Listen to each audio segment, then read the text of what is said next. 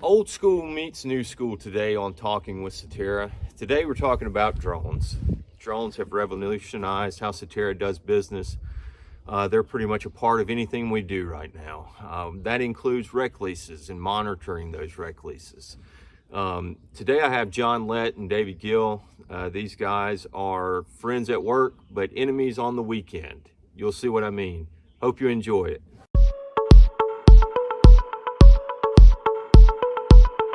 Hey, good afternoon, everybody. Josh Smith here, manager of the Land Resource Group at Soterra. I am in beautiful St. Helena Parish, Louisiana. So I guess my first question would be, what do you think about when you think of drones? I'll tell you what I think about. I think about Terminator 2, the movie Terminator 2, one of my favorite Arnold movies, and one of the only movies where the sequel was better than the original. So I'm out here today. It's going to be educated on how Soterra uses drones.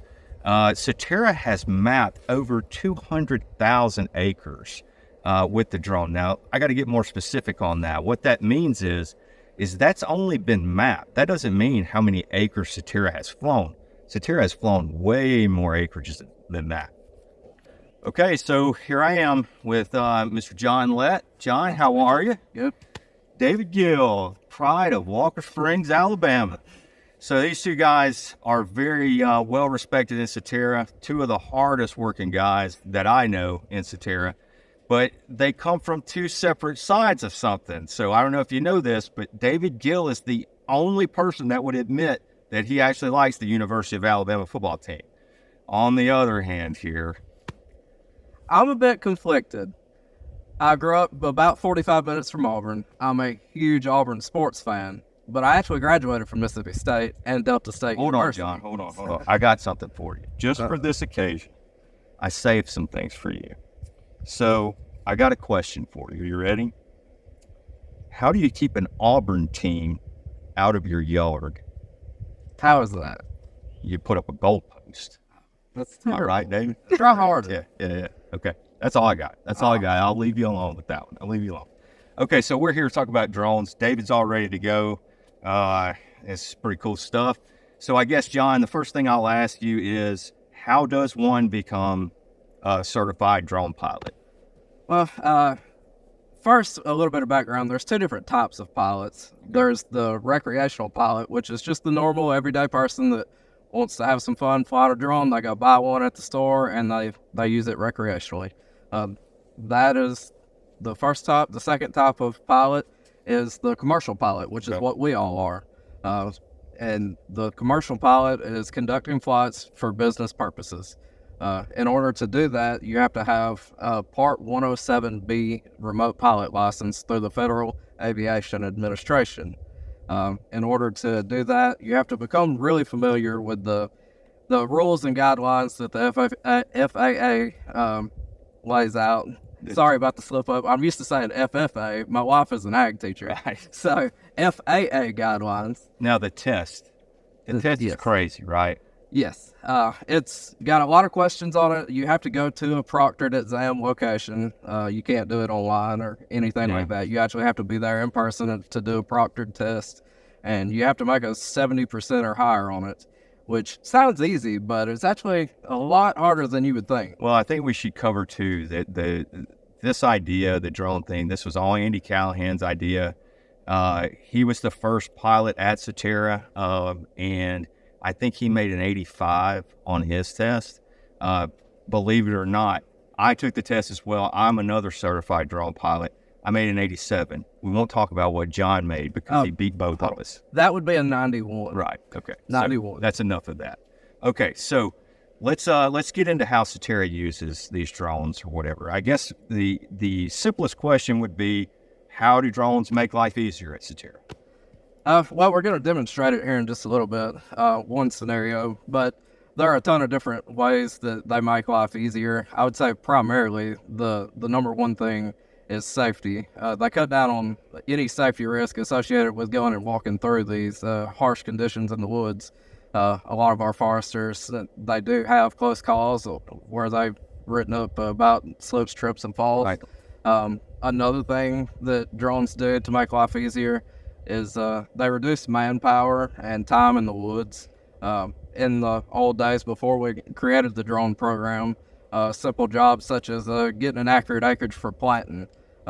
The forester used to have to go out and walk around the entire stand and do it with a GPS, which could have taken hours, if not an entire day, depending on the size of it. It might have even taken 2 foresters to do it. Whereas now we can put a drone up in there and do it in 15, 20 minutes. So, David, let me ask you, we got to get you out on this thing. So, what was your opinion when Andy came up with this? What did you really, I want to know your real opinion about what happened, what you saw. I thought it was very interesting. Yeah. And, but I knew that it was going to be challenging also. Yeah. And, but Andy going through it first made it a lot easier for us that came along afterwards. What did you make on the test? I A think 95, I think right? It was an 89. You made a 90. Maybe an 89. Okay, well, you got that. I was between y'all and John. Okay. So, but the Which point of this really- is you beat Andy. Okay. But when you figure in my age, and it's like I'm making 100 really. Totally. You figure in my I old age. totally understand. And So I guess, so you were around when it started. So how has your opinion changed? So you thought it was going to be hard, and it was hard. You passed the test. So now you're a forester, not only a forester, you're a drone pilot. How does this help your job? well, this reduces the amount of time that I'm in a safety situation. Right. So it really eliminates the possibility of falling in a hole, twisting an ankle, getting lost out in a, like after a tornado and the woods are really torn up. Yeah. And But you forgot to mention yopines. oh yeah, 'Cause I just hear and briars. And briars. Okay, Yeah, so that's good. All right, so John, you started out. How has it evolved? How has the program evolved since it all started? I mean, what would you say?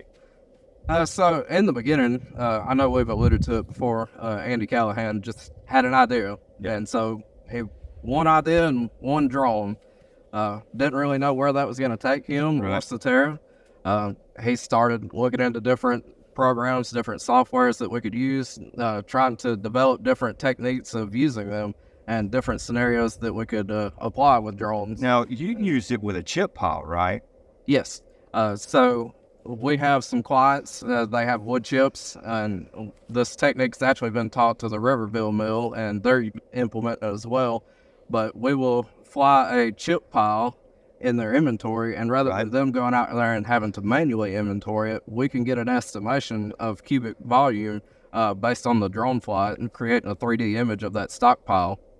Very good, very good. Okay, so now, John, you do a ton of stuff at Soterra. Okay, so like, let's name all the stuff you do, just for fun. Okay, so you're the GIS manager, right? I taught you everything you know there. Thank you. You're welcome.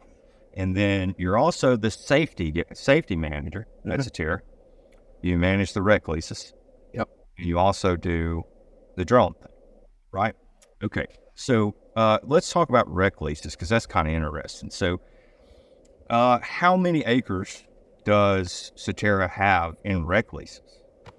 So in total, we've got almost 175,000 acres in recreational leases. Yeah. It's about 99% of the land base, if you want to put a percentage on it. Okay.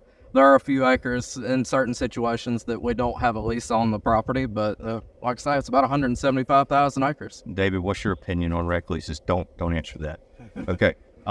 So how does that process work? Let's say there's a private citizen out there. He wants to hunt on Soterra land. What do they do?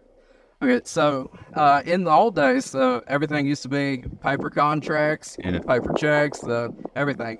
We started transitioning about 3 or 4 years ago to a fully online system. Okay. And so now that process, it's really simple. You go to SoterraLLC.com and then go to the Hunt and Lease tab, and that'll take you to our leasing website. And you can just search? You can just search Soterra. or search Soterra Leasing, and it'll take you straight to that website. Okay. So there's 2 different ways that you can get it, through the Soterra main website or just access it by Googling it. Well, okay, so let's talk about today. The reason you've got me out here, because, you know, I had to drive all the way from my house out here to be with David Gill. You're here too, but, you know. So what are we going to do today? What are you going to show me? So we're going to tie the 2 concepts of this video together, recreational leasing and drone flying. Okay. In this scenario, I got a call yesterday from a recreational leaseholder who said that there was a bad storm that came through in the early morning hours, and they thought there was some timber damage, possible tornado. So I've asked David if he would come out here with us today and put the drone up in the air and try to get a bird's eye view of what the damage may be, so we don't have to actually walk through that stand and look at it on the ground. Instead of having to walk through all this. Yeah. Right, that's the big thing. Okay, David, show us what you got, man. All right, John, tell me what he's doing here. Okay, so David's already got the drone set up, and he's about to take off and go look at the damage. If you can see to the left of me in just a second after he takes off, the stand is really, really thick. And so it's really hard to walk through. He's trying to just get the drone up in there and get us a view where we don't have to walk through it. Yeah. And it should take him a couple of minutes to do this flight. Okay. So while he's doing that, John, let's me and you have a discussion. It's talk right here. Like, you know, like I said, I alluded to earlier, you do so much stuff at Soterra. You know, would you say that this drone thing is your favorite part? It might seem a little cliche since we're doing a video about it, but it really is my favorite part. What do you like about it so much? Well, not only do I like actually operating the drone like David's doing right now, that's a whole lot of fun to me. You get to travel, you get to see a lot of stuff, you get to feel like you're making a difference. A lot of these flights like this, whether it be getting accurate acreages for planting or checking out wildfire damage or hurricane damage, anything that we do with these drones, it's helping the foresters get a better idea of how they need to manage without having to get out there and do it, right? Yeah. And, well, so let's ask this. You know, you've been with, how long have you been with Soterra? Coming up on 5 years. 5 years, okay. And I mean, I guess it is cliche to ask, but I mean, we ask in all these videos, what's your favorite part about Soterra? Well, I guess, what are you most proud of? I would say I'm most proud of the safety program. I know that's one of my duties that I do, and so I should be proud of it, but we've only had one recordable incident in the last 11 years, I believe. So that's probably the one that I'm the most proud of, the one that I have the most fun with. Like I say, is drone flying. And working with Josh. Okay, thank you. Okay, he's the best supervisor you have ever seen. Right. I love it. Lead from the front, right? Yes, from the back. Gotcha. Okay.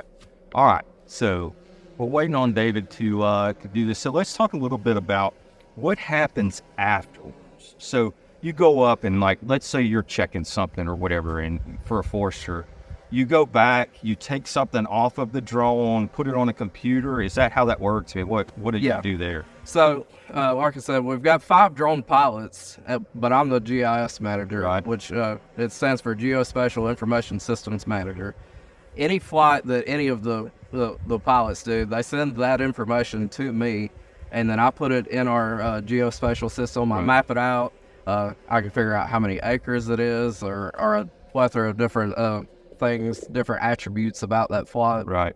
Okay.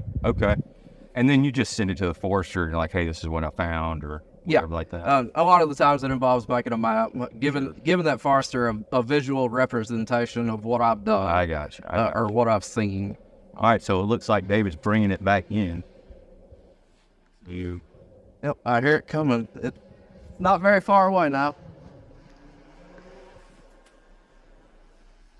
Yeah, so it's coming down right now. So, and so to describe what David's doing, we've decided to use this pipeline as a landing and taking off zone, and it's open, it's clear, it's got a lot of dirt in it, and so David has now hovered over top of the pipeline, and he's bringing it down to us. You'll see it come into the shot. I think he's messing with it. I think he is. It's taking a long time. Yeah. We're really stalling here. Right, yeah. All right, so you see if he goes again. Yeah. All right. All right, David. Soft landing. I couldn't have done it better myself. So, David, come up here and tell us what you saw, man.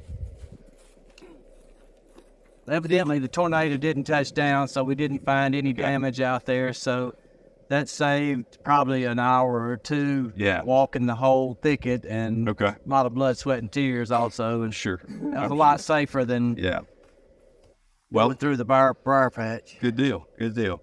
All right, well, John, so I guess just to wrap this thing up, give me something, the importance of drones and rec leases and how it's changed Soterra over the years, that you've been here. Yeah. So, like I mentioned earlier, it's really cut down on a lot of the manpower and the safety risk involved. So it's, good deal. Well, thanks, man. I appreciate it. No problem. Thank you, David. Thank you. I appreciate you, and I appreciate you, John. And we appreciate you. Thanks a lot for coming out with us. We hope you enjoyed it. I mean, again, all this is we're just trying to show you what it is we do. We do a whole lot more than just timber. So, but again, we'll see you on the next video. Thank you, and have a good evening.